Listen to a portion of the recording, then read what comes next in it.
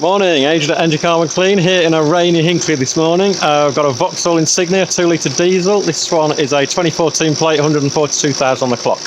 Now the owner obviously likes to look after his cars because this one is running very, very sweetly indeed. Running decent fuel in it, so there's regular oil changes. Basically called us in to get it cleaned up, given the mileage, and actually it's pretty good already. Basically the live data looks clear across the board. DPF back pressure is really nice and low. It's only at 23% soot loading at the minute out of 255. 70 miles since the last regen. It's averaging 548 miles between each regen, which is really good actually. That would suggest the engine is pretty clean.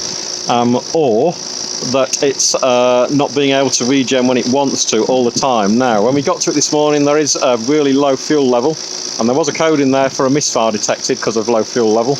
We've had a quick chat with the owner and just gone through how DPFs work and the amount of fuel that is used when it does a regen, and advised try and keep it above a quarter at all times. So that may affect the average, but yeah, it appears to be in the absolute best of condition, this vehicle. Coolant 96 degrees, flickering around between 93 and 96. Pop the fans on, down, only dropped to 87, so that would suggest thermostat is spot on as well.